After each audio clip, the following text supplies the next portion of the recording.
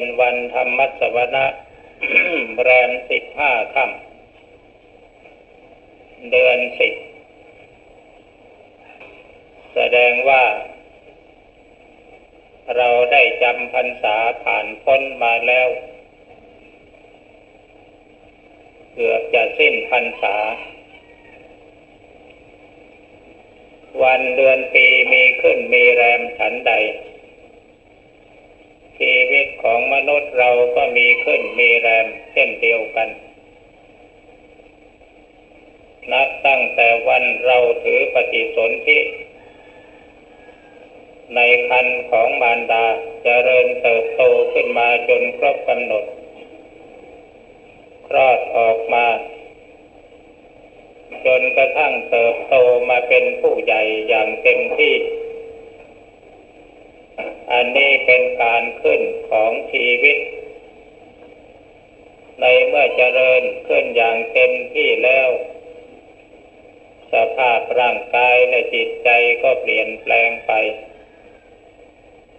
มีแนวโน้มไปในทางที่เรียกว่าแก่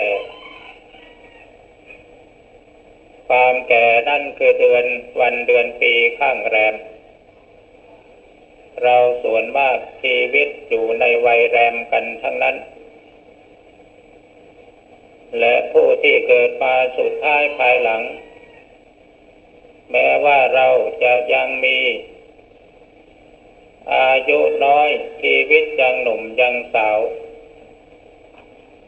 อยู่ในระยะที่กำลังขึ้นคือเจริญขึ้นแต่พอเจริญขึ้นเต็มที่แล้วก็ต้องเดินตามรอยของผู้เกิดก่อนไปดังนั้นอันนี้ก็เป็นแนวทางที่ให้เราได้ถือคติเป็นการพิจารณาชีวิตของเราพระพุทธเจ้าท่าน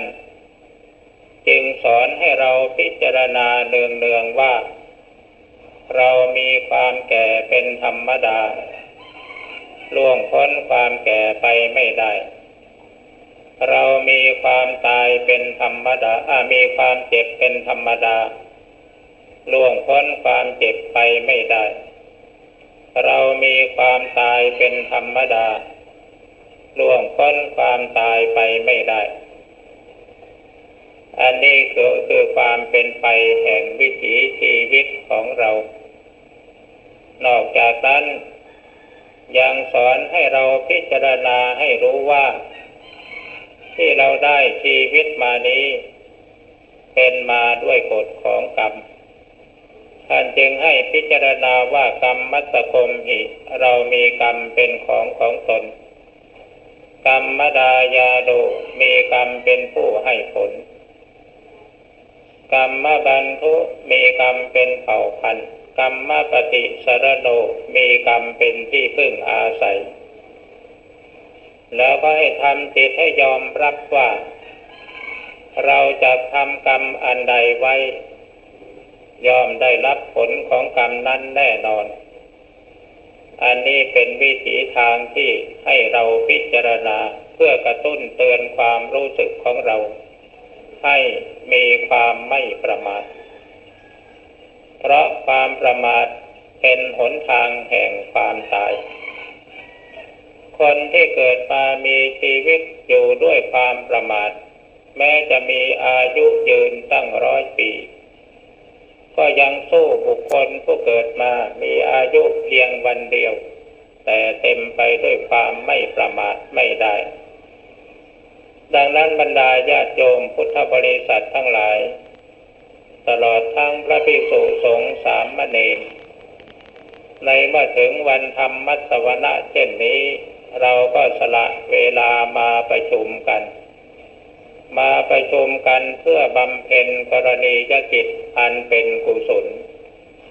เรามีกายมีวาจาและมีใจเป็นสมบัติของเราเองกายวาจาและใจเป็นที่เกิดของบุญของกุศลบุญกุศลที่เราจะพึงทำนั้นคือ1การให้ทาน2การรักษาศีล3การเจริญภาวนา ทานังเมปริสุทธังทานที่เราให้เป็นทานที่บริสุทธิ์แต่ทั้งหลายมักจะเข้าใจว่าการให้ทานนี้เราจะต้องมีวัสดุสิ่งของเป็นเครื่องสละอันนั้นก็เป็นการถูกต้องแต่ถ้าหากจะเข้าใจว่าการให้ทานคือการสละสิ่งของอันเป็นสมบัติส่วนตัวเพื่อประโยชน์แก่บุคคลอื่นโดยถ่ายเดียวนั้นเรายังเข้าใจแค่ในคำว่าการให้การให้เช่นอย่างท่านทั้งหลายได้สมาทานศีลห้าศีลแปดลงไปแล้วนั่นแหละได้ชื่อว่าเป็นการให้อภัยทานคือการไม่ฆ่าไม่เบียดเบียนไม่ข่มเหงไม่รังแกอันนี้ชื่อว่าเป็นการให้อภัยทานญาติโยมทั้งหลายสละเวลามาทำบุญสนทานกันในวัดก็ได้ชื่อว่าให้คือให้สละเวลามาเฝ้าพระพุทธเจ้าคือพระพุทธรูปในวัดให้เวลามาเพื่อได้ทัศนะคือได้เห็นพระภิกษุสงฆ์สามเณรผู้ปฏิบัติดีปฏิบัติชอบอันนี้ก็ได้ชื่อว่าการให้เรียกว่าการให้ทานเหมือนกันทีนี้การรักษาศีลท่านทั้งหลายก็ได้สมาทานมาแล้วศีลห้าศีลแปดเป็นข้อวัดปฏิบัติเป็นอุบายวิธีฝึกหัดละความชั่วทางกายทางวาจาความชั่วที่เราจะตั้งใจละเอาได้นั้นคือความชั่วที่เราจะพึงละเมิดด้วยกายด้วยวาจาแต่ส่วนเรื่องใจนั้นเรายังละไม่ได้ก่อนดังนั้นเราจึงมายึดหลักแห่งการละความชั่วด้วยการสมาทานศีลตามชั้นภูมิของตนเองคฤหัสถ์ทั่วไปมีศีลห้าเป็นข้อปฏิบัติก็ได้ชื่อว่าละความชั่วห้าข้อผู้สมาทานศีลแปดก็ได้ละความชั่วแปดข้อผู้มีศีลสิบก็ได้ละความชั่วสิบข้อผู้มีศีล227ก็ได้ละความชั่วทั้ง227ข้อซึ่งเป็นไปโดยเจตนาและความตั้งใจว่าเราจะละเรามาฝึกหัดละความชั่วดังที่กล่าวแล้วจนเกิดความคล่องตัวเกิดความชำนิชำนาญมีเจตนาอันแน่วแน่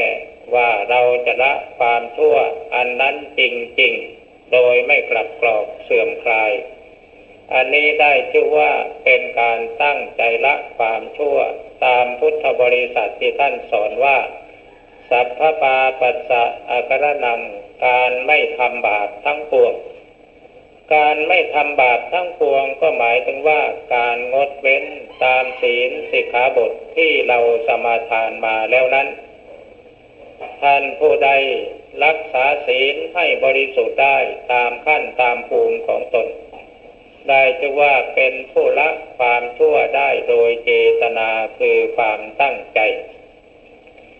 ในขั้นแรกๆเราก็ตั้งใจอดทนตั้งใจละเอาบางทีก็ขาดตกบกพร่องบ้างแต่เราก็ภาคเพียรพยายามที่จะปฏิบัติให้ได้จนกลายเป็นศีลอันบริสุทธิ์เป็นอธิศีลที่เกิดขึ้นในจิตในใจของเรานั้นหนักเข้าเราจะไม่ได้ตั้งเจตนาที่จะละสิ่งใดๆทั้งนั้นแต่หากว่าการประพฤติของเรานั้นมันเป็นไปเพื่อความละเป็นไปเพื่อความงดเว้นเองโดยอัตโนมัติ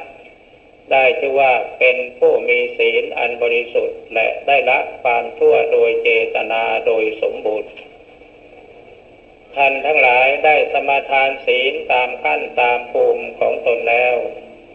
ขอทุกท่านจงได้โปรดทำความภาคภูมิใจว่าเรามีศีลอันบริสุทธิ์แล้วบริสุทธิ์ทางเมสีลังศีลของเราบริสุทธิ์แล้วบริสุทธิ์ทางเมสีลังศีลของเราบริสุทธิ์แล้วบริสุทธิ์ทางเมสีลังศีลของเราบริสุทธิ์แล้วปริสุทธโธอหังคันเตปริสุทธโธติมังพุทโธธัมโมสังโฆทาเรตุ ข้าพเจ้ามีศีลอันบริสุทธิ์แล้วขอพระพุทธเจ้าพระธรรมพระสงฆ์จงทรงข้าพเจ้าไว้ว่าเป็นผู้มีศีลบริสุทธิ์นี่คือความบริสุทธิ์แห่งศีลเพื่อเป็นอุบายวิธีการที่จะปลูกฝังเจตนาให้มั่นคงในการละความชั่วสมเด็จพระผู้มีพระภาคเจ้าจึงสอนให้เราบำเพ็ญสมาธิภาวนาการบำเพ็ญสมาธิภาวนาเป็นบุญกิริยาวัตถุอันหนึ่งซึ่งเรียกว่าภาวนาไมยบุญสำเร็จด้วยการภาวนาการให้ทานบุญสำเร็จด้วยการให้ทานเรียกว่าทานไมยบุญสำเร็จด้วยการให้ทานศีลไมยบุญสำเร็จด้วยการรักษาศีลภาวนาไมยบุญสำเร็จด้วยการภาวนาดังนั้นณโอกาสนี้ขอท่านทั้งหลายจงตั้งใจกำหนดจิตบริกรรมภาวนาการบริกรรมภาวนานั้นเป็นอุบายวิธีทำจิตให้เข้าถึงพระพุทธเจ้าพระธรรมพระสงฆ์อย่างแน่นอนเมื่อท่านผู้ใดบำเพ็ญสมาธิด้วยบริกรรมภาวนาให้จิตสงบลงเป็นสมาธิตั้งแต่อุปจารสมาธิอัปปนาสมาธิลงไปแล้วสภาพจิตจะกลายเป็นผู้รู้ผู้ตื่นผู้เบิกบานเมื่อท่านทั้งหลายทำจิตให้เป็นผู้รู้ผู้ตื่นผู้เบิกบานได้ชื่อว่าเป็นผู้เข้าถึงพระไตรสรณคมคือพระพุทธพระธรรมพระสงฆ์อย่างแท้จริงเป็นอันว่าได้พระพุทธเจ้าเป็นสรณะเมื่อได้พระพุทธเจ้าคือผู้รู้ผู้ตื่นผู้เบิกบานไว้ในจิตในใจแล้วการทรงไว้ซึ่งความรู้สึกเช่นนั้นก็ได้ชื่อว่าได้พระธรรมเป็นสรณะความที่มีสติสัมปชัญญะสังวรระวังตั้งใจว่าเราจะละความชั่วประพฤติความดีอยู่ทุกขณะจิตทุกลมหายใจได้ชื่อว่าเป็นผู้ได้พระสงฆ์เป็นสรณะนี่เป็นอุบายวิธีทำจิตทำใจให้เข้าถึงพระพุทธเจ้าพระธรรมพระสงฆ์ว่าเป็นสรณะดังนั้นณโอกาสนี้จึงขอเชิญท่านทั้งหลายกำหนดจิตบริกรรมภาวนาหรือพิจารณาอันใดอันหนึ่งซึ่งเป็นอารมณ์ของจิตที่ท่านเคยคล่องตัวและเคยพิจารณามาแล้วจนกว่าจิตจะสงบลงมีสมาธิอันประกอบด้วยองค์คือมีวิตกวิจารปีติสุขเอกคตาเมื่อเราสามารถทำสมาธิจิตให้เกิดมีวิตกวิจารปีติสุขเอกคตานั่นคือสมาธิเบื้องต้นได้เกิดขึ้นกับจิตของเราแล้วจิตที่มีสมาธิที่ประกอบด้วยวิตกนั้นเป็นอย่างไรยกตัวอย่างเช่นท่านกำลังบริกรรมภาวนาพุทโธพุทโธอยู่พอบริกรรมภาวนาไปแล้วจิตของท่านบริกรรมภาวนาพุทโธพุทโธพุทโธลังไม่อยู่นั่นเรียกว่าจิตได้วิตกคือไม่ต้องตั้งใจจะบริกรรมภาวนาแต่จิตก็ภาวนาพุทโธพุทโธพุทโธเองและพร้อมๆกันนั้นก็มีสติสัมปชัญญะรู้พร้อมอยู่ในขณะจิตที่บริกรรมภาวนาพุทโธพุทโธอันนี้จิตได้วิตกวิจารในขั้นต้นในบางครั้งเราอาจจะภาวนาพุทโธพุทโธพุทโธพอจิตหยุดบริกรรมภาวนาพุทโธจิตไปนิ่งสว่างอยู่อันนั้นจิตก็มีวิตกคือวิตกถึงความสว่างที่มีอยู่ในจิตแล้วก็มีสติสัมปชัญญะรู้พร้อมอยู่ที่จิตในขณะที่จิตมีความสงบนิ่งสว่างอยู่นั้นจิตกลายเป็นผู้รู้ผู้ตื่นผู้เบิกบานขึ้นมาพร้อมๆกันนั้นก็มีปีติมีความสุขและมีความสงบได้ชื่อว่าได้สมาธิในขั้นต้นนักภาวนาทั้งหลายอย่าไปกลัวสมาธิ ครูบาอาจารย์ของเราสอนให้ภาวนาพุทโธพุทโธพุทโธพุทโธแต่ในบางครั้งเราลืมไปเราไม่เชื่อครูบาอาจารย์บางทีเราก็ไปเชื่อบุคคลที่ภาวนาไม่เป็นบางทีเขาจะกล่าวว่าภาวนาพุทโธแล้วจิตมันจะไปนิ่งติดความสงบเป็นสมถะไม่ถึงวิปัสสนาอันนี้อย่าไปเชื่อครูบาอาจารย์ของเราได้ทำมาแล้วภาวนาพุทโธเพียงอย่างเดียวเท่านั้นแม้ในปัจจุบันนี้ก็มีหลักฐานพยานบางท่านภาวนาพุทโธพุทโธพุทโธแล้วจิตสงบนิ่งสว่างมีปีติมีความสุขมีความสงบจนกระทั่งตัวหายไม่ปรากฏว่ามีตัวมีตนมีร่างกายปรากฏมีแต่จิตดวงเดียวสงบสว่างสวัยนิ่งลุกโปร่งอยู่เหมือนกับไฟลุกอยู่ในใจฉะนั้นบางทีผู้ที่ไม่รู้เรื่องของสมาธิอย่างละเอียดพอจิตสงบปุ๊บลงไปสว่างโปร่งขึ้นแล้วก็เกิดตกใจว่าทำไมจิตของคนเรามันจึงลุกเป็นไฟขึ้นมาได้นี่มันเป็นอย่างนั้นก็เป็นทีนี้ในเมื่อจิตมีความสงบนิ่งนิ่งนิ่งนิ่งสว่างบ่อยๆบ่อยๆบ่อยๆเข้าสมาธิคือความสงบจิตนั้นเป็นพื้นฐานให้เกิดปัญญาความสงบของจิตทำให้จิตมีพลังงานทำให้จิตมีสติสัมปชัญญะเมื่อจิตมีสติสัมปชัญญะแม้มันจะอยู่ในความสงบลึกละเอียดสักปานใดก็ตามแต่เมื่อมันออกจากสมาธิจากความสงบมาแล้วมันจะมีความคิดเกิดขึ้นความคิดที่เกิดขึ้นนั่นแหละคือปัญญาถ้าหากว่าเรามีสติตามรู้ทันความคิดอยู่ทุกขณะจิตทุกลมหายใจเรียกว่าปัญญาเกิดจากสมาธิถ้าหากขณะใดที่เรามีสติตามรู้ไม่ทันจิตก็กลายเป็นความฟุ้งซ่านจริงอยู่ในขณะที่จิตสงบนิ่งโดยกายไม่ปรากฏความรู้สึกนึกคิดอื่นๆมันจะไม่มีแต่จิตสงบนิ่งสว่างอยู่เฉยๆแต่เมื่อจิตเลิกจากความสงบนิ่งสว่างแล้วถอนออกมาก็รู้ว่ามีกายเท่านั้นแล้วจิตมันก็จะเกิดความคิดพุดขึ้นมานี่ปัญญามันเกิดขึ้นแล้วนะเกิดขึ้นตอนนี้ตอนที่จิตสงบนิ่งเงียบสว่างจนไม่มีตัวนั่นปัญญามันไม่เกิดจริงแต่เราสามารถที่จะมีปัญญารู้ได้เมื่อเราออกจากสมาธิมาว่านี่คือสมาธิและเราจะรู้ว่านี่เราภาวนาได้สมาธิแล้ว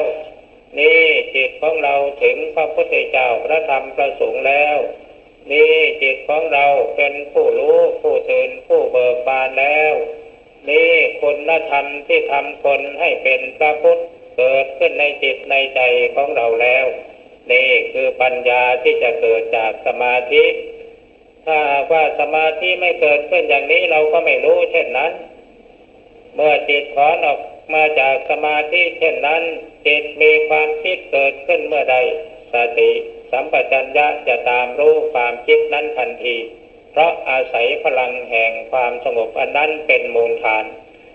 ดังนั้นท่านผู้ภาวนาทั้งหลายอย่าไปกลั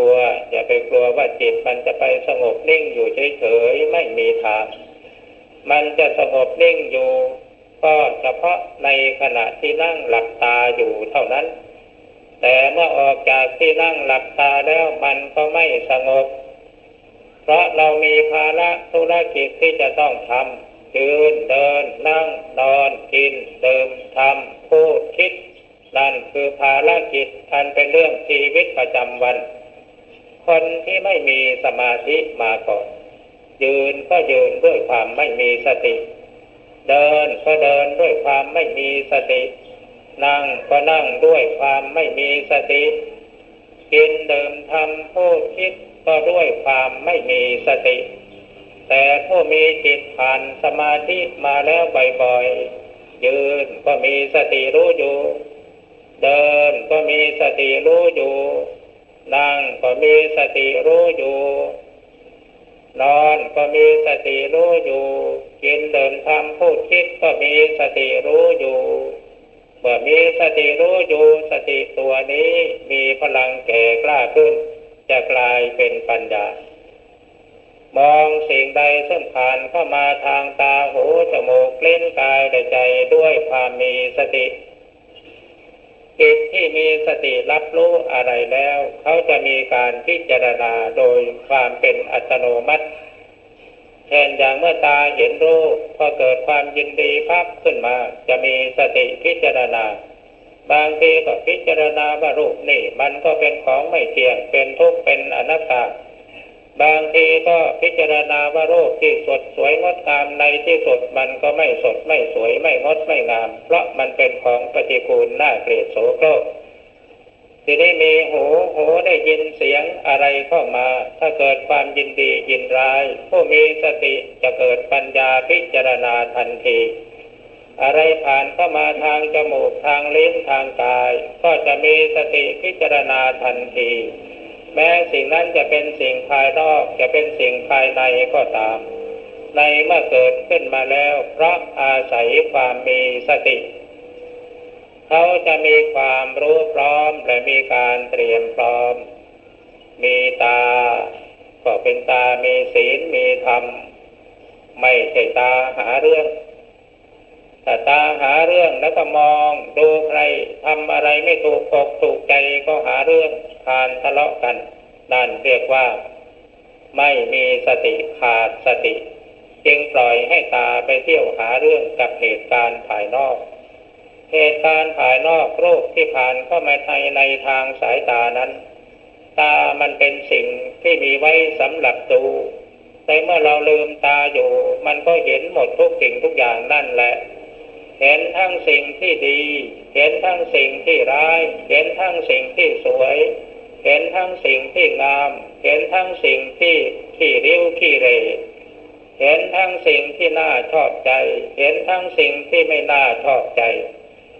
ในเมื่อจิตมีสติสัมปชัญญะรู้พร้อมจิตของเราจะให้ความยุติธรรมแก่สิ่งที่เห็นอะไรที่แสดงออกมาแม้ว่าจะเป็นสิ่งที่เราชอบใจไม่ชอบใจก็ตามจิตที่มีสติย่อมจะเป็นกลางโดยเที่ยงธรรมเห็นอกเขาอกเราใครแสดงอะไรออกมานั่นเป็นอุปนิสัยของเขาอย่างนั้นเสียงที่เราได้ยินใครพูดออกมาดีก็ตามไม่ดีก็ตามจิตที่มีสติจะพิจารณาว่าใครเปล่งเสียงออกมาอย่างไรดีชั่วก็ตามเป็นอุปนิสัยของเขาผู้นั้นกลิ่นที่ผ่านเข้ามาทางจมูกเหม็นหอมก็เป็นเรื่องของกลิ่นจิตเป็นกลางแล้วย่อมไม่ยินดียินร้ายสิ่งที่ผ่านเข้ามาทางลิ้นสัมผัสทางรสอร่อยเปรี้ยวหวานมันเค็มจิตที่เป็นกลางแล้วจะไม่ติไม่ชมกับรสนั้นๆทีนี้แม้สิ่งที่มีสัมผัสในทางกายที่อยู่ที่หลับที่นอนจะอ่อนจะแข็งอย่างไรก็ตามในเมื่อจิตมีสติสัมปชัญญะก็มีแต่ความเป็นกลางเช่นอย่างญาติโยมมาวัดจะมีเสื่อปูให้นั่งก็ตามไม่มีก็ตามจิตที่เป็นกลางมีสติสัมปชัญญะย่อมไม่ติไม่ชมเห็นอะไรก็นึกว่าเป็นเรื่องของธรรมดาเห็นอะไรก็ปลงปัญญาทำจิตเป็นกลางว่าเป็นเรื่องของธรรมดาพิจารณาขมวดเข้าไปสู่หลักของพระไตรลักษณ์ทุกสิ่งทุกอย่างมันแสดงความไม่เที่ยงเป็นทุกข์เป็นอนัตตาของมันทีนี้ทุกสิ่งทุกอย่างซึ่งเป็นเรื่องภายนอกนั้นมีหรือที่มันจะเป็นไปโดยถูกอกถูกใจของเราหมดทุกสิ่งทุกอย่างแม้แต่ลิ้นกับฟันดูในปากมันก็ยังกระทบกันบางทีเคี้ยวอาหารมันก็เผลอไปกัดปากตัวเองเข้าให้แม้แต่สิ่งที่เป็นอยู่ภายในร่างกายของเรายังควบคุมไม่ได้ตลอดไปหมดทุกสิ่งทุกอย่างเรื่องอะไรที่เราจะไปควบคุมบุคคลอื่นและสถานการณ์สิ่งแวดล้อมให้มันเป็นไปตามใจของเรา เพราะฉะนั้นสมเด็จพระภูมิพระภาคเจ้าท่านจึงให้มีสติสัมปชัญญะพิจารณาสิ่งต่างๆอะไรเกิดขึ้นให้พิจารณาน้อมไปสู่พระไตรลักษณ์อนิจจังไม่เที่ยงทุกขังเป็นทุกข์อนัตตาไม่ใช่ตัวไม่ใช่ตนโดยในหลักธรรมจักรปวัตตนสูตรท่านให้ยกเอาขันธ์ห้าขึ้นมาพิจารณารูปังภิกขเวอนัตตาดูก่อนภิกษุทั้งหลายรูปเป็นของไม่เที่ยงรูปเป็นอนัตตาดูก่อนภิกษุทั้งหลายรูปเป็นอนัตตาไม่ใช่ตัวไม่ใช่ตนรูปคือร่างกายแม้แต่ร่างกายของเราเนี่ยมันก็ไม่ใช่ตัวไม่ใช่ตนไม่ใช่ของเราไม่ใช่ของเขาถ้าว่ามันเป็นของเราจริงๆทำไมมันจึงแก่ทำไมมันจึงเจ็บทำไมมันจึงตายหรือบางทีทำไมมันจึงไม่อยู่ในอำนาจในเมื่อเราแก่เฒ่าชราการมาแล้วชราชัดชริตาหัตถปาดาอนัสสวามือเท้ามันก็ไม่อยู่ในอำนาจแข้งขาตีนมือมันก็ไม่อยู่ในอำนาจนั่นคือลักษณะแห่งอนัตตาเพราะฉะนั้นเราจึงไม่ได้ในรูปของเราคือร่างกายของเรานี้ว่า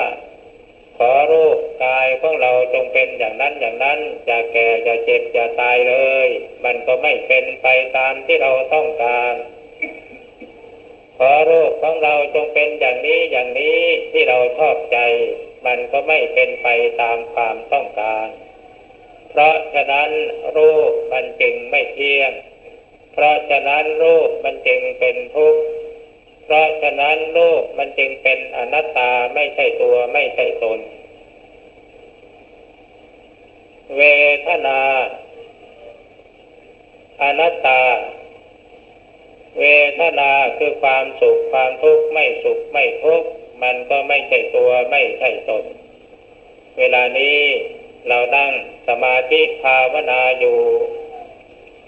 เราอยากให้จิตของเราสงบเป็นสมาธิให้ทันอกทันใจมันก็ไม่เป็นไปตามที่เราต้องการเรานั่งสมาธิอยู่เราไม่อยากจะให้ร่างกายมันปวดมันเมื่อยไม่ให้มีเวทนาทุกข์มันก็ไม่เป็นไปตามความต้องการเราต้องการให้กายของเรามีเวทนาสุขอย่างเดียวมันก็ไม่เป็นไปตามความต้องการเพราะฉะนั้นเวทนามันจึงไม่เที่ยงจึงเป็นทุกข์เป็นอนัตตาสัญญาสังขารวิญญาณ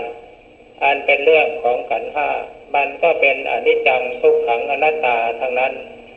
อันนี้เป็นแนวทางที่สมเด็จพระผู้มีพระภาคเจ้าให้เราพิจารณา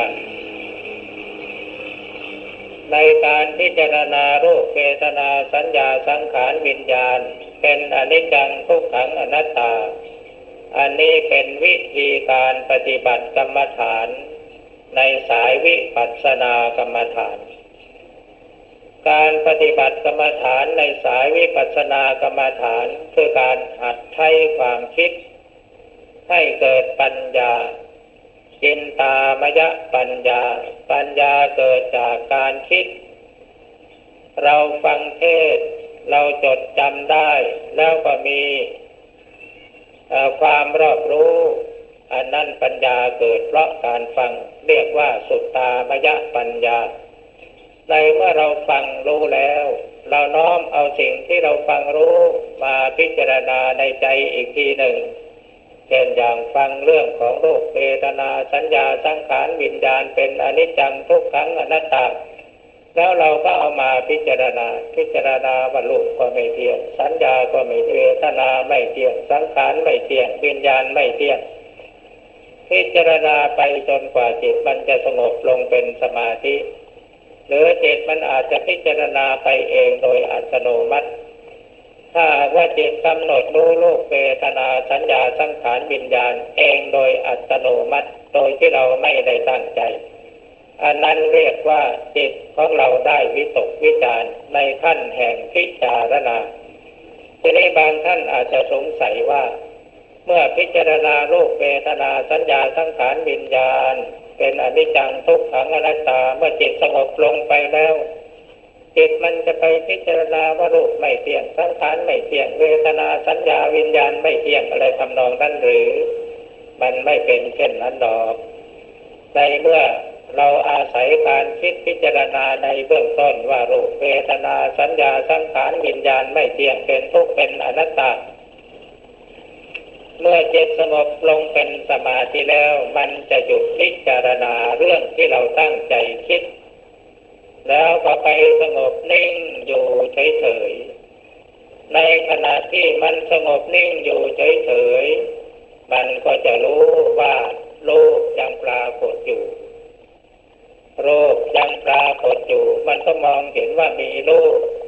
ในเมื่อจิตรู้สึกว่ารูปมีอยู่เวทนาสุขทุกข์มันก็เกิดขึ้นที่รูปสัญญาก็เกิดขึ้นที่รูปจิตที่คิดอยู่ไม่หยุดก็เพราะมีรูปคือกายเป็นเครื่องมือวิญญาณที่รู้เกิดขึ้นอยู่บ่อยๆก็เพราะมีกายเวทนาสัญญาสังขารวิญญาณมันเกิดขึ้นได้ในขณะที่เรายังมีกายอยู่เมื่อเรานั่งกำหนดจิตดูอยู่ในขณะนี้เรารู้ว่ามีกายอะไรผ่านเข้ามาสัมผัสกายเราก็รู้แล้วว่าอะไรเป็นที่สบายเราก็รู้เวทนาสัญญาสังขารวิญญาณก็หายไปหมดยังเหลือแต่จิตสงบนิ่งสว่างอยู่เหมือนกันกับบริกรรมภาวนาในเบื้องต้นแล้วรูปเวทนาสัญญาสังขารก็หายไปยังแต่จิตสงบนิ่งสว่างไสวเป็นกลางโดยเที่ยงธรรมสุขก็ไม่มีทุกข์ก็ไม่มีทำไมมันจึงไม่มีเพราะกายหายไปสุขทุกข์คือเวทนาเป็นเวทนานี้มันเกิดจากกายเมื่อกายมีอยู่สุขทุกข์ก็ยังปรากฏอยู่เมื่อกายมีอยู่สัญญาความทรงจำก็ยังมีอยู่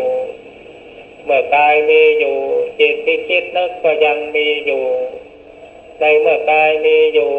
จิตคิดนึกสัมผัสรู้อะไรวิญญาณก็ยังมีอยู่เมื่อกายดับไปแล้วเวทนาสัญญาสังขารวิญญาณดับไปหมดนี่มันเรื่องของเรื่องมันเป็นอย่างนี้แม้แต่ในทางที่คุณธรรมบังเกิดขึ้นเช่นเราภาวนาจิตสงบลงไปแล้ววิตกวิจารปีติสุขมันก็ปรากฏได้ในขณะที่ยังมีกายอยู่แต่ถ้าจิตสงบละเอียดลงไปจนกระทั่งกายหายไปแล้วยังเหลือแต่จิตสงบนิ่งว่างสว่างไสวอยู่รู้อยู่แต่ภายในกายไม่มีวิตกวิจารปีติสุขมันก็หายไปหมดยังเหลือแต่จิตสงบนิ่งเป็นหนึ่งเป็นเอกัคคตากับอุเบกขาจิตที่เรียกว่าเป็นอุเบกขาในขั้นนี้หมายถึงว่าจิตเป็นตัวของตัวเองโดยเที่ยงธรรมจิตไม่ได้พึ่งพาอาศัยอะไรเป็นอารมณ์ไม่ได้ยึดเหนี่ยวอะไรเป็นอารมณ์เป็นแต่จิตรู้ตื่นเบิกบานอยู่ตลอดเวลาจะว่าสุขก็ไม่ใช่จะว่าทุกข์ก็ไม่ใช่มันเป็นกลางหมดทุกสิ่งทุกอย่างความยินดีก็ไม่มีความยินร้ายก็ไม่มีสุขก็ไม่มีทุกข์ก็ไม่มีเพราะกายหายไปแล้วความยินดีก็ดีความยินร้ายก็ดีสุขก็ดีทุกข์ก็ดีเราเกิดมีสัมผัสรู้ได้เฉพาะในขณะที่เรามีกายในเมื่อกายหายไปแล้วสุขทุกข์มันก็ไม่ปรากฏมีแต่ความเป็นกลางเพราะฉะนั้นจิตที่สงบลงเป็นอัปปนาสมาธิท่านจึงว่ามันเหลือแต่เอกัคคตากับอุเบกขานี่ถ้าท่านผู้ใดภาวนาไปถึงขั้นนี้แล้วจะรู้เองเพราะฉะนั้นสมาธิขั้นอุปจาระก็ดีขั้นสมถะก็ดีเป็นสิ่งจำเป็นที่นักภาวนาจะต้องรีบเร่งเอาให้ได้เมื่อเรามีสมาธิขั้นสมถะขั้นอุปจาระหรือขั้นอัปปนาได้ชื่อว่า เรามีสมาธิที่ดำเนินเข้าไปสู่การทำจิตของตนเองให้เป็นพุทธะผู้รู้ผู้ตื่นผู้เบิกบานในตอนนี้จิตเป็นตัวของตัวเองโดยเด็ดขาดอัตตาทีปะมีตนเป็นเกาะคือเป็นที่ยึดอัตตะสรณามีตนเป็นที่พึ่งอัตตาหิอัตโนนาโถมีตนเป็นที่พึ่งของตนนี่ถึงแล้วอัตตาหิอัตโนนาโถตนเป็นที่พึ่งของตนอยู่ที่ตรงนี้ในตอนแรกๆนี่เราพยายามทำจิตของเราให้เป็นที่พึ่งของตนให้ได้ซะก่อนในเมื่อจิตมีสมาธิจิตมีความเป็นที่พึ่งของตนได้โดยเด็ดขาดแม้ว่าจิตนั้นจะมีแต่ความสงบนิ่งอยู่เรื่อยๆก็ไม่เป็นไรไม่ต้องไปเดือดเนื้อร้อนใจไม่ต้องไปนึกว่าเมื่อไรจิตมันจะเกิดวิปัสสนาเมื่อไรจะเกิดภูมิความรู้เมื่อไรจะได้ฌานเมื่อไรจะได้ญาณเมื่อมีสมาธิมันก็มีฌานจิตสงบลงเป็นอุปจารสมาธิมีภาวนาอยู่ก็มีวิตกวิจารปีติสุขเอกคตะก็ได้ฌานที่หนึ่งแล้วเมื่อจิตหยุดภาวนาจิตนิ่งสว่างไสวมีปีติมีความสุขมีความเป็นหนึ่งก็ได้ฌานที่สองเมื่อปีติหายไปมีแต่สุขกับเอกคตะก็ได้ฌานที่สามเมื่อสุขหายไปเพราะกายหายไปหมดแล้วมีแต่เอกคตากับอุเบกขาจิตก็ได้ฌานที่สี่นี่ภาวนาได้ฌานแล้วจะไปเดือดเนื้อร้อนใจอะไรกันปัญญาในเมื่อเรามีญาณมีฌานมีสมาธิก็มีฌานในเมื่อมีฌานแล้วก็ญาณมันก็มีขึ้นมาเองเมื่อมีญาณมันก็มีปัญญา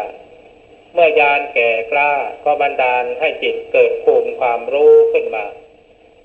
ภูมิความรู้ที่เกิดกับจิตก็คือความคิดนั่นเองความคิดที่มันผุดขึ้นมาเป็นเรื่องของธรรมะบางทีมันก็จะผุดขึ้นมาว่าอ๋อกายของเรานี่มันเป็นอย่างนี้เนาะมันมีแต่ของปฏิกูลน่าเกลียดโสโครกสกปรกมีแต่ความไม่เที่ยงเป็นทุกข์เป็นอนัตตาอันนี้ปัญญามันบังเกิดขึ้นมาเพราะมีญาณในเมื่อปัญญาบังเกิดขึ้นมาอย่างนี้เรามีสติสัมปชัญญะตามรู้ปัญญาที่มันเกิดขึ้นนั่นไอ้เจ้าปัญญานี่มันก็ไปก็มันเรื่อยไปไอ้ตัวสติก็ตามรู้ก็มันเรื่อยไปควบคุมกันไปอยู่กำกับกันไปอยู่จิตอารมณ์สติไม่พลากจากกันนั่นคือจิตได้ภูมิวิปัสสนาขึ้นมาแล้วเมื่อเป็นเช่นนั้นเรื่องอะไรที่เราจะไปกลัวว่าจิตมันจะติดสมถะไม่มีทางถ้าว่าจิตมันจะไปติดสมถะกันจริงๆครูบาอาจารย์ท่านก็ไม่สอนแต่ถ้าจิตจะติดสมถะจิตสมาธิในขั้นฌานก็ดีนี่ดีกว่ามันไม่ได้อะไรเลยถ้ามันได้แต่ความคิดโดยความตั้งใจภูมิปัญญาความรู้ไม่เกิดขึ้นมาเองโดยอัตโนมัติถ้าไม่คิดก็ไม่รู้ถ้าไม่คิดก็ไม่มีความรู้เมื่อตั้งใจคิดจึงเกิดความรู้อันนี้มันเป็นสติปัญญาธรรมดาเด้แต่ถ้าอยู่ๆแล้วมันคิดของมันขึ้นมาเองปรุงขึ้นมาเองเป็นเรื่องของธรรมะปรุงขึ้นมาแล้วก็มีปีติมีความสุขควบคู่กันไปมีความสงบควบคู่กันไปความคิดจิตมีความคิดอยู่มันสงบได้อย่างไรมันสงบอยู่กับหน้าที่ที่มันกำหนดพิจารณาอารมณ์อยู่ในปัจจุบันนั้นมันไม่เอาเรื่องอื่นเข้ามาแทรกมาแซงธรรมะที่เกิดขึ้นมาพุทขึ้นมาสติก็รู้อยู่ที่จุดที่มันผุดขึ้นมานั่นแล้วมันไม่ได้แสไปในทางอื่นกำหนดรู้อารมณ์จิตอยู่ตลอดเวลานี่คือความสงบจิตในขั้นวิปัสสนาความคิดก็คิดอยู่ไม่หยุดสติก็ตามรู้อยู่ไม่หยุดไม่พลั้งเผลอนั่นคืออะไรอัตโนโจทยัตตานังเรามีสมรรถภาพที่จะเตือนตนด้วยตนเองการภาวนานี้แม้ว่าเราจะไม่เห็นอะไรเป็นรูปเป็นร่างก็ตาม ให้มันรู้มันเห็นความเป็นจริงของกายของเราว่าปัจจุบันนี้กายของเรามีอยู่หรือเปล่าเมื่อกายมีอยู่เวทมองเห็นเวทนาหรือเปล่า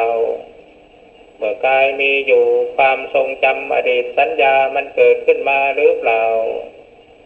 เมื่อกายมีอยู่ความคิดความปรุงแต่งมันมีอยู่หรือเปล่าเมื่อกายมีอยู่วิญญาณรู้ทางตาหูจมูกลิ้นกายมันมีอยู่หรือเปล่าในเมื่อมันมีอยู่แล้วมีสติสัมปชัญญะรู้ทันอยู่หรือเปล่านี่รู้กันที่ตรงนี้เห็นกันที่ตรงนี้ไอ้เรื่องที่จะไปเห็นสิ่งอื่นๆภายนอกเห็นนางฟ้าเทวดาอินทร์พรหมยมยักษ์เห็นเมืองสวรรค์เห็นเมืองนิพพานอันนั้นมันเป็นมโนภาพต่างหากหรอกต้องรู้กายของตนเองรู้ใจของตนเองนั่งภาวนาไปนานๆมันเมื่อยมันปวดถ้าทนต่อไปมันก็ทรมานร่างกายเปลี่ยนอิริยาบถเสียนี่เรียกว่ารู้เรื่องของกาย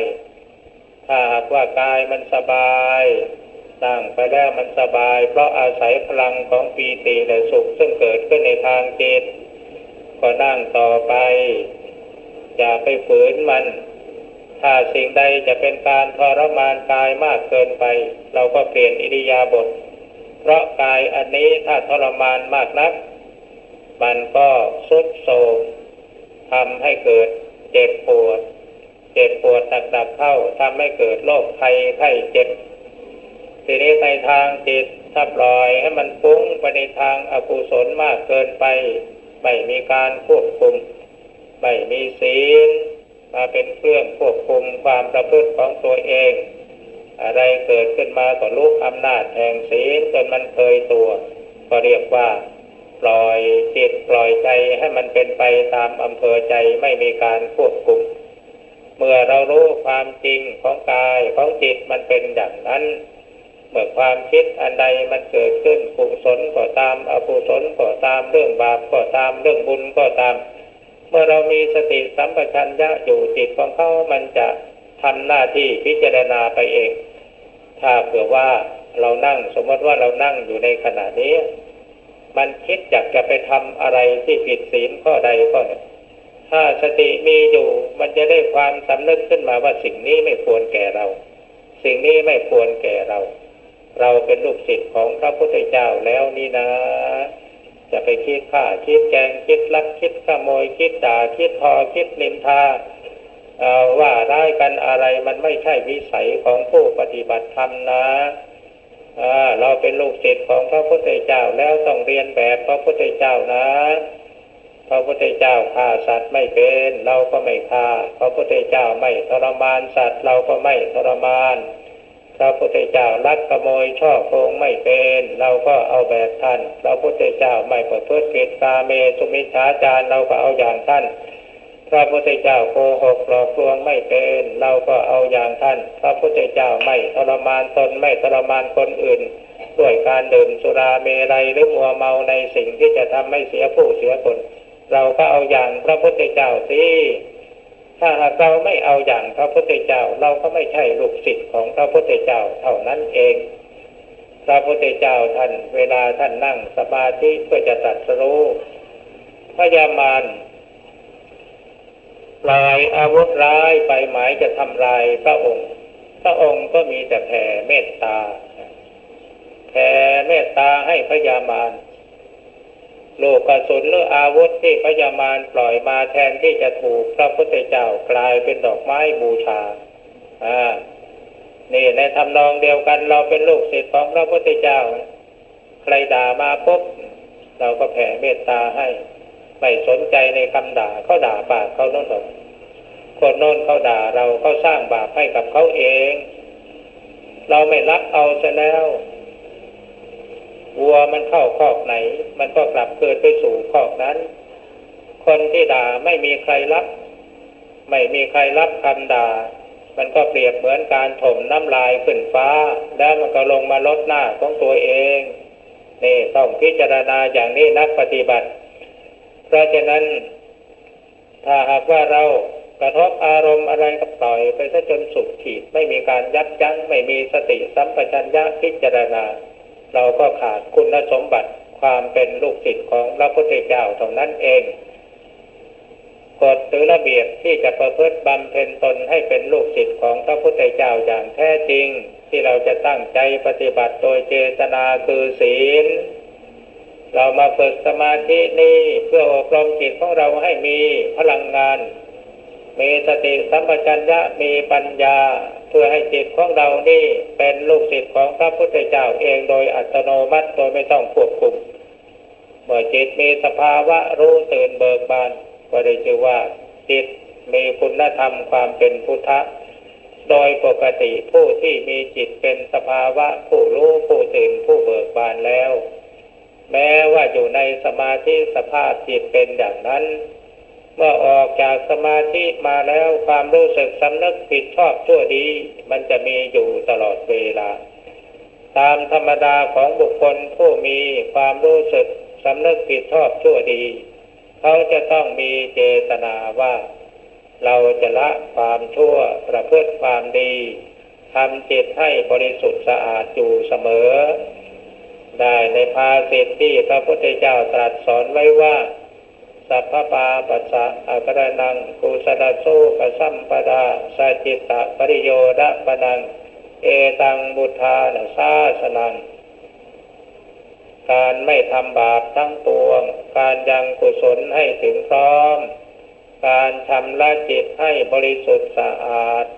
นี่คือคำสอนของผู้รู้คือพระพุทธเจ้าทั้งหลายทีนี้แหมการที่จะทำจิตให้บริสุทธิ์สะอาดนี่มันยากเหลือเกินความบริสุทธิ์สะอาดของจิตเนี่ยมันมีโดยเจตนาผู้ที่มีเจตนาจะรักษาศีลให้บริสุทธิ์สะอาดนั่นคือทำจิตให้บริสุทธิ์สะอาดเมื่ออบรมจิตให้มันคุ้นต่อการทำจิตเช่นนั้นจนคล่องตัวแล้วต่อไปจิตมันก็จะบริสุทธิ์สะอาดเอง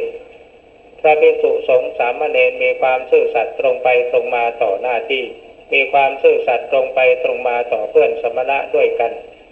มีการรักษาศีลให้บริสุทธิ์กายวาจาให้บริสุทธิ์สะอาดทำตนให้เป็นผู้งามในเบื้องต้นทำจิตให้มีเมตตาปราณีทำจิตให้มีความมั่นคงเป็นผู้ทำความงามในท่ามกลางทำจิตให้มีสติสัมปชัญญะรอบรู้และมีเจตนาที่จะละเว้นความชั่วประพฤติความดีทำใจให้บริสุทธิ์สะอาดอยู่เสมอได้ชื่อว่าเป็นผู้ทำความงามในเบื้องปลายอาทิกัลยาณังงามในเบื้องต้นคือศีลอันบริสุทธิ์มัชเอกัลยาณังงามในท่ามกลางคือสมาธิปริโยสานะกัลยาณังงามในเบื้องปลายคือปัญญาเมื่อศีลสมาธิปัญญางามพร้อมรวมลงเป็นหนึ่งมีแต่สติวินัยโยปรากฏเด่นชัดอยู่ที่จิตต่อนั้นไปคืออะไรเอกายโนมัคโคสัมมาดัคขาโตสัตตานังวิสุทธิยาคือทางดำเนินไปเพื่อความบริสุทธิ์สะอาดของสัตว์ทั้งหลายด้วยประการฉะนี้วันนี้ขอแสดงธรรมะพอเป็นเครื่องประดับสติปัญญาของท่านพุทธบริษัททั้งหลายก็เห็นว่าพอสมควรแก่กาลเวลาจึงขอยุติด้วยประการปัญหาที่ว่าผีมีผีไม่มีอาตมาเคยถูกพุทธบริษัทถามอยู่บ่อยๆว่าหลวงพ่อว่าผีมีไหมแล้วคุณล่ะคุณว่าผีมีไหมเขาบอกว่าผมคิดว่าผีไม่มีแล้วคุณไปในที่มืดคุณกลัวไหมกลัวเหมือนกันกลัวอะไรกลัวความมืดเขาว่าอย่างนั้นแต่แท้ที่จริงก็กลัวผีนั่นแหละ ทั้งที่เขาเองก็ปฏิเสธว่าผีไม่มีแต่เขาก็กลัวทีนี้เขาย้อนถามหลวงพ่อว่าหลวงพ่อว่าผีมีไหมหล ลวงพ่อก็บอกว่าหลวงพ่อเคยโดนผีมันตบหน้ามาแล้วหลวงพ่อก็ว่าผีมีเพราะฉะนั้นใครยังไม่โดนผีตบหน้าหรือไม่เคยเห็นผีในเมื่อได้ยินคำว่าผีให้รับฟังเอาไว้ถ้ามีใครเขาบอกว่าผีมีทั้งที่เราไม่เคยเห็นผีเราไปยอมรับว่าผีมีก็ออกจะเป็นการเชื่อถืออย่างงมงายแต่ว่าไม่ควรรับและไม่ควรปฏิเสธเพียงแต่ว่ารับฟังเอาไว้สมัยนี้เป็นสมัยวิทยาศาสตร์การศึกษาเจริญรุ่งเรืองโลกทุกวันนี้เขาถือว่าเขาเป็นผู้มีความรู้เจนจบถึงระดับปริญญาเอกไปจบปริญญาเอกแล้วก็รู้เท่าที่รู้เท่าที่เรียนรู้แต่สิ่งที่เรายังเรียนไม่ถึงเรียนยังไม่รู้ยังมีอีกมากเพราะฉะนั้นสิ่งใดที่เรายังไม่รู้สิ่งใดที่เรายังไม่เห็นอย่ารับรองและปฏิเสธเพียงแต่รับฟังเอาไว้จนกว่าเราจะพิสูจน์ให้รู้ได้โดยความเป็นจริงอันนี้คือหลักมันทีนี้ปัญหาที่ว่าหลวงพ่อเคยโดนผีตบหน้ามาแล้วหลวงพ่อก็รับรองว่ามีผีมีสมัยเมื่อปีพ.ศ. 2500ไปสร้างวัดอยู่แห่งหนึ่งที่ตรงนั้นมีคนฆ่ากันตายหลังจากที่คนถูกฆ่าตายในที่ตรงนั้นเจ้าของที่ทำประโยชน์อะไรก็ไม่ได้ผีมันไม่ยอมให้ทำขืนไปตัดต้นไม้ต้นหนึ่งมันก็ไปทำให้เจ็บให้ไข้บางทีก็ไปสิงเอาขู่เข็นว่าจะหักคอให้ตายอย่างนั้นอย่างนี้ เจ้าของที่ก็กลัวแล้วในเมื่อทำที่ตรงนั้นทำอะไรไม่ได้ก็เลยยกให้พระไปสร้างวัดหลวงพ่อเป็นผู้พาหมู่ไปสร้างวัดตอนแรกไปปักกรดอยู่ใต้ร่มไม้อยู่กันได้3 วัน 3 คืนก็ไม่มีเหตุการณ์อะไรเกิดขึ้นพอคืนที่4หลังจากที่เดินจงกรมนั่งสมาธิเสร็จแล้วประมาณ4 ทุ่มจะจำวัดตามกำหนด ทีนี้พอนอนลงไปพอรู้สึกว่าจิตกำลังเริ่มรวมมีอาการเคลิ้มในสายตามองเห็นจุดเป็นกลุ่มคล้ายๆก็กับปุยนุ่นวิ่งมาทางทิศตะวันตกแล้วพอมาถึงมีมาสัมผัสใบหน้าเหมือนกับมือถูกฝ่ามือตกพอเสร็จแล้วก็ลุกขึ้นมานั่งสมาธิทันที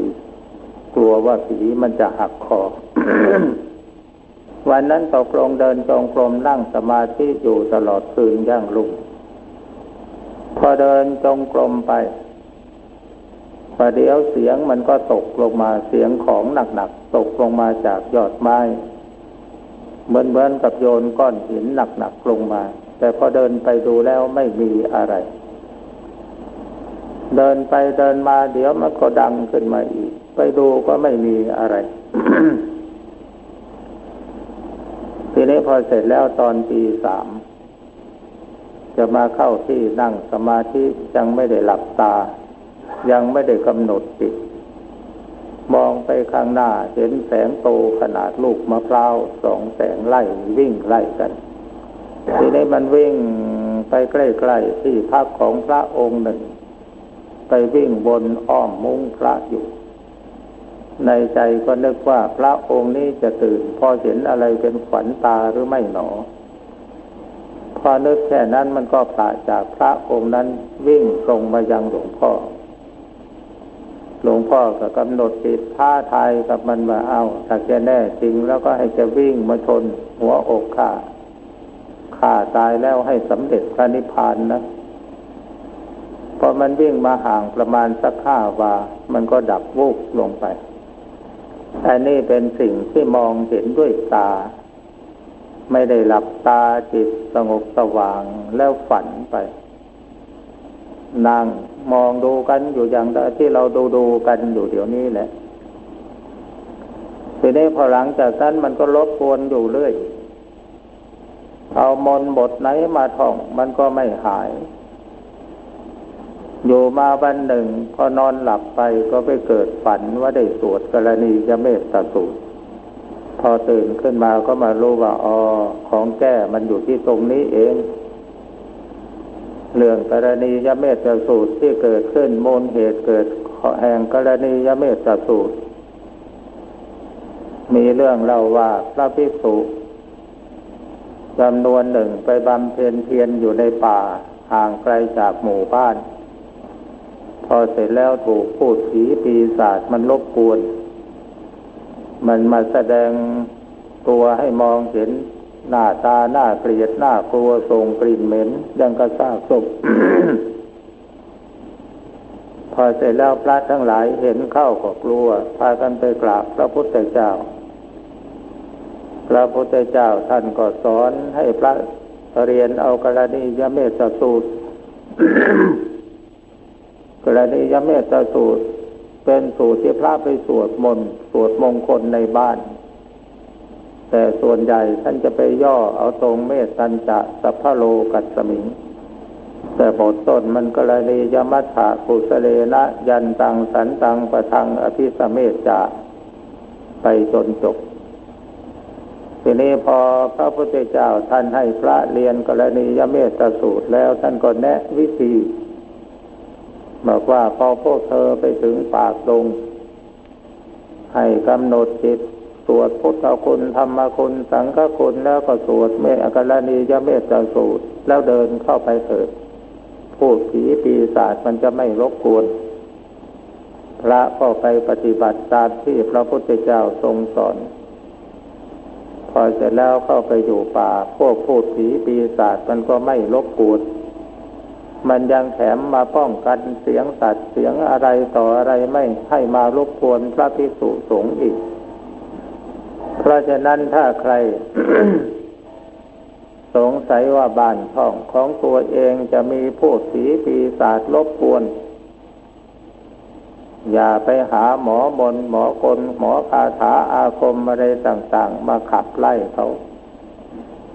ให้สวดมนต์ไหว้พระสวดอิติปิโสสวากขาโตสุปฏิปันโนแล้วก็หาตำราถ้าใครสวดกรณียเมตตาสูตรได้ก็สวดถ้าสวดไม่ได้เอาตำรามากลางสวดก็ได้จบแล้วแผ่เมตตาผู้ผีปีศาจมันจะไม่รบกวนทีนี้ในเมื่อสวดกรณียเมตตาสูตรแล้วมันกลัวเราหรือเขาไม่กลัวแต่เขาไม่คิดร้ายต่อเราแล้วเขาจะมาเป็นมิตรต่อเราคนเราทำความดีต่อกันก็มีดีตอบสนองกันฉันใดพูดผีปีศาจที่เขาอยู่ในโลกอื่นถ้าเราทำดีต่อเขาเขาก็ให้คุณต่อเราเหมือนกันเพราะฉะนั้นพระพุทธเจ้าท่านจึงสอนให้แผ่เมตตาสัพเพสัตตาสุขิตาโหนตุสัพเพสัตตาอเวลาโหนตุขอสัตว์ทั้งหลายทั้งปวงจงเป็นผู้มีสุขกายสุขใจอย่าได้เบียดเบียนซึ่งกันและกัน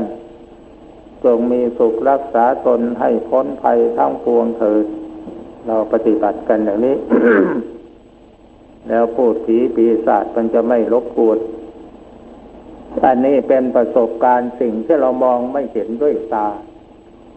แต่บางครั้งเราก็อาจมองเห็นได้ถ้าเขาแสดงตัวให้เราเห็นทีนี้เรามาพูดกันถึงเรื่องการบำเพ็ญสมาธิภาวนานโยบายของกระทรวงศึกษาธิการมีแนวโน้มให้ครูบาอาจารย์ฝึกอบรมนักเรียนนักศึกษาซึ่งเป็นลูกศิษย์ของตนให้ปฏิบัติสมาธิภาวนาหลวงพ่อเป็นพระเป็นสงฆ์ก็เคยเป็นนักเรียนนักศึกษามาเหมือนกัน สมัยที่เป็นสามเณรเรียนทั้งหนังสือเรียนทั้งปฏิบัติสมาธิภาวนาอยู่มาวันหนึ่งมีอาจารย์ระดับพระเถระท่านหนึ่งท่านบอกว่าเณรจะเรียนก็ตั้งใจเรียนจะปฏิบัติก็ตั้งใจปฏิบัติไปจับปลาหลายมือมันไม่สำเร็จหรอกท่านว่าอย่างนั้นทีนี้หลวงพ่อก็ออกจะเป็นสามเณรที่หัวดื้อหัวรั้นหน่อยก็เลยมานึกว่าทำสมาธินี่มีแต่นั่งหลับตาภาวนาท่องมนต์อย่างเดียวหรือวิธีการอื่นๆที่เราจะทำสมาธินี่จะไม่มีบ้างเลยใจมันก็คิดขึ้นมาจากนี้ทีนี้ก็ไปนึกถึงบทกสิณ10กสิณ10ท่านสอนให้เพ่งดินเพ่งน้ำเพ่งลมเพ่งไฟเพ่งสีต่างๆสีเขียวสีแดงสีขาวอะไรตามหลักสูตรของท่านทีนี้ก็มานึกว่าในร่างกายของเราที่มีธาตุสี่ดินน้ำลมไฟตัวอาจารย์ที่สอนเราก็มีธาตุสี่ดินน้ำลมไฟเหมือนกันในตำราท่านสอนให้เราเพ่งดินเพ่งน้ำเพ่งลมเพ่งไฟเป็นอย่างๆไปนี่เราจะเอาตัวอาจารย์ซึ่งมีธาตุสี่ดินน้ำลมไฟประชุมกันอยู่นี่เป็นดวงกสิณสำหรับเพ่งพอ